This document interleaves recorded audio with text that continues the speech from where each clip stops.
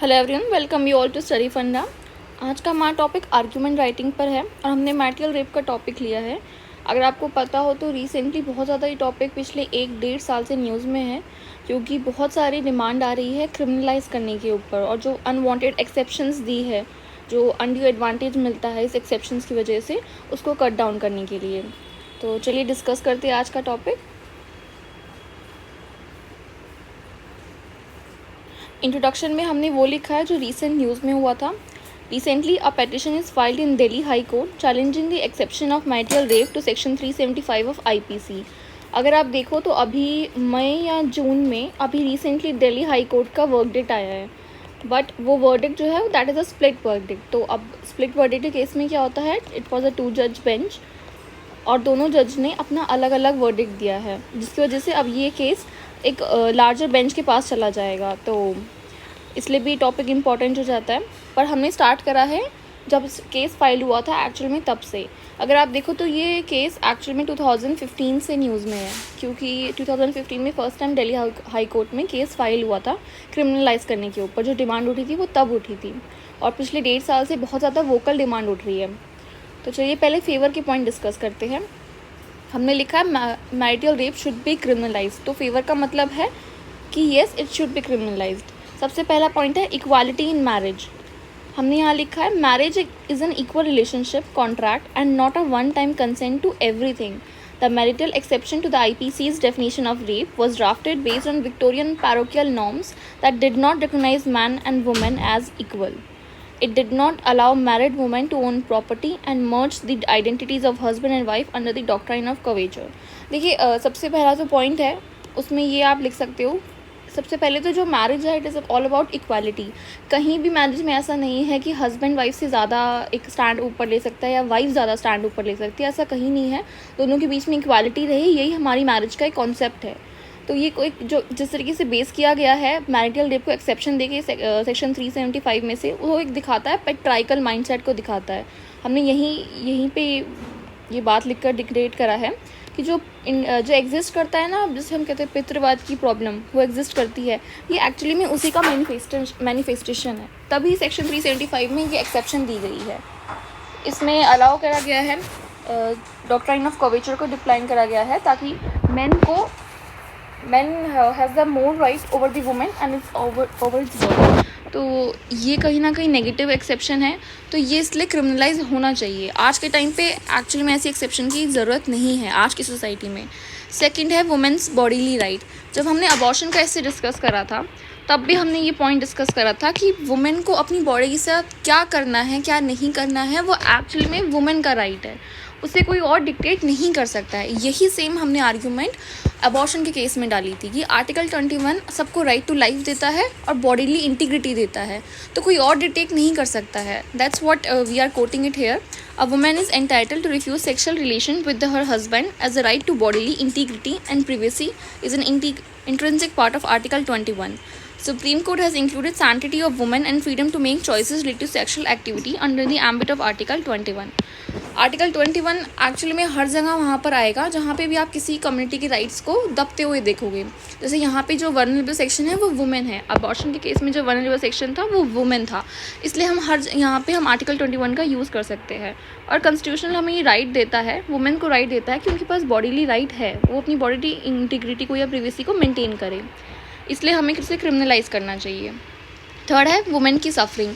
Actually में जो exception दिया है वो इस वजह से, एक्सेप्शन देने की वजह से जो क्रुएल्टी होती है, जो वुमेन का हरासमेंट होता है वो और बढ़ जाता है, क्योंकि डिवोर्स का ग्राउंड नहीं है मैरिटल रेप, तो इसलिए क्रिमिनलाइज होना चाहिए ताकि as a ground of divorce introduce हो सके और वुमेन डिवोर्स ले सके और अलग रह सके।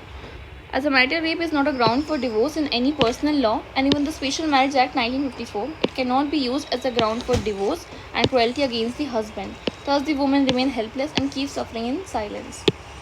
अब हम अगेंस्ट की पॉइंट डिस्कस करते हैं। जब भी आप किसी टॉपिक को देखते हो तो आपको आर्ग्यूमेंट राइटिंग में हमेशा उस टॉपिक से रिलेटेड ब्रेन स्टॉर्मिंग आनी चाहिए। आपको जो भी पॉइंट्स लगते हैं फेवर में अगेंस्ट में, आप ब्रेन स्टॉर्मिंग करो, इनोवेटिव थिंकिंग करो, मतलब थोड़ा क्रिएटिविटी डेवलप करो ताकि आप उसके पॉइंट्स लिख सको। जैसे हम अगेंस्ट में लिखेंगे तो हम लिखेंगे जी, अगर हम मैरिटल रेप को क्रिमिनलाइज करते हैं तो सबसे पहला जो पॉइंट होगा वो ये होगा कि जो मैरिज एज अ इंस्टीट्यूशन है इंडिया में उसको डिस्टेबलाइज कर देगा। आपके घर में क्या हो रहा है, वो क्या बात है, वो एक्चुअली में ओपन में चली जाएगी।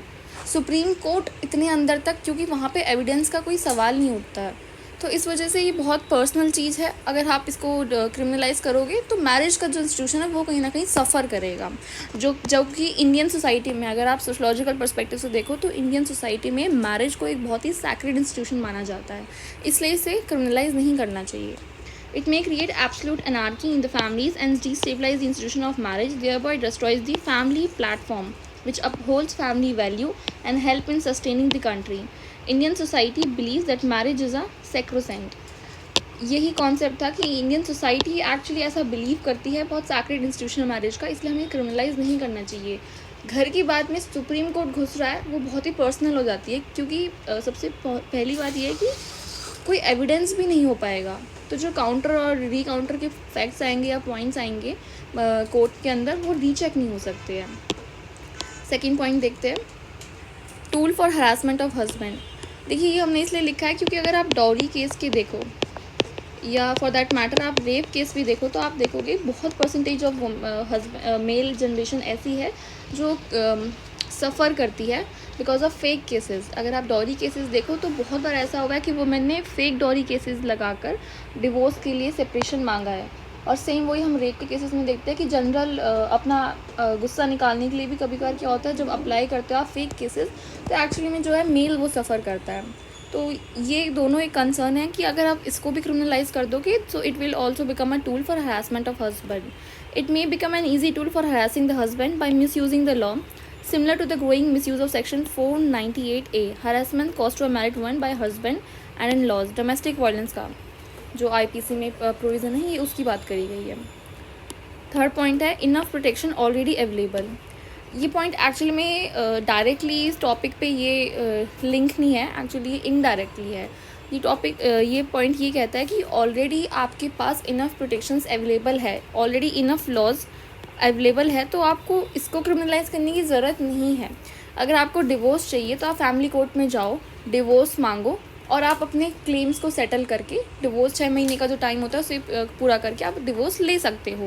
बट आपको मैरिटल रेप के केसेस पे डिवोर्स मिले ऐसा ज़रूरी नहीं है, क्योंकि ऐसा कहीं नहीं लिखा है कि आपको कंपलसरी उस हस्बैंड के साथ रहना है जो आपको अब्यूज़ करता हो, जो आपको हैरेस करता हो। आप चाहो तो उससे अलग जाके भी रह सकते हो, सेपरेशन के ग्राउंड पे भी डिवोर्स मिलता है। तो ये वो पॉइंट है, हम इसको यहाँ पर कोट कर रहे हैं कि अगर आप सेपरेट जाके रहो तो ये अलाउड है। आप हरासिंग हस्बैंड के साथ आपको रहने के लिए कोई सोसाइटी में कंपेल नहीं कर रहा है। ये हमने 3 पॉइंट लिखे हैं। जब भी ऐसे कोई केस आते हैं ना जहाँ पे जैसे इस केस में आपको लगता है कि जो फेवर के पॉइंट्स हैं वो तो आप क्विकली डेवलप कर सकते हो क्योंकि that's related to societal norms जो हम पढ़ रहे हैं, लेकिन अगेंस्ट की पॉइंट की क्रिमिनलाइज नहीं होना चाहिए वह एक्चुअली में डेवलप करनी मुश्किल है। तो आप वहाँ पे क्या कर सकते हैं, आप ऐसे केसेस में बेसिकली ब्रेनस्टॉर्मिंग करिए, जो भी आपको लगता है ना रेलेवेंट सेक्शन या रेलेवेंट पॉइंट हम लिख सकते हैं आप उसको लिखिए। मतलब ऐसे बिल्कुल एकदम क्रिएटिव या इमेजिनरी नहीं होना चाहिए कि बिल्कुल उसका रियलिटी से कोई लुक ही नहीं है। थोड़ा बहुत आप देखो, ब्रेनस्टॉर्मिंग करोगे आपको एग्जाम में आपको तुरंत आ जाएगा याद। कंक्लूजन देखते हैं, इसका हमने कंक्लूजन लिखा है the need of ours the marriage and divorce must come under secular law. जैसे मैरिज इससे पहले हमने करा था यूसीसी के ऊपर, एक्चुअली में यूनिफॉर्म सिविल कोड के अंदर, तो उसमें भी यही डिमांड थी कि जो मैरिज है और डिवोर्स क्या है, सेपरेशन है, ये सब सेक्युलर लॉज के अंदर आने चाहिए। बेसिकली यूनिफॉर्म सिविल कोड यही तो कहता है कि इन सब चीज़ों के लिए पर्सनल लॉ सेक्युलर होने चाहिए हर रिलीजन के लिए। जो अलग अलग फ़िलहाल है इंडिया में वो नहीं, वो सेक्युलर होने चाहिए। तो वही हमने यहाँ कोट करा है, the need of ours that marriage and divorce must come under secular law and there can not be any difficulty in having a common code of law for all communities at least for marriage and divorce. हमने यहाँ पे actually indirectly ये बोल दिया है क्योंकि secular law क्या करता है, अगर आप देखो तो कहीं ना कहीं सेक्युलर लॉ वुमेन्स को या जो भी वीकर सेक्शन है उनको ज़्यादा राइट्स प्रोवाइड करवाता है कंपेयर टू पर्सनल लॉ। यही तो हमारी डिमांड थी जब हमने ट्रिपल तलाक की डिमांड करी थी, तो एक्चुअली में यही थी कि वुमेन डिसएडवांटेज पोजीशन पे है।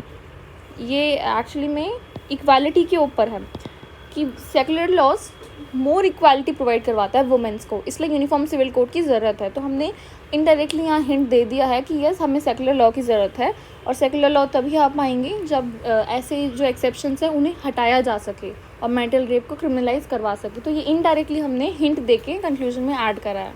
So that's how you going to attempt your argument. I hope आपको समझ आया हो। That's all for today. Thank you everyone, all the best.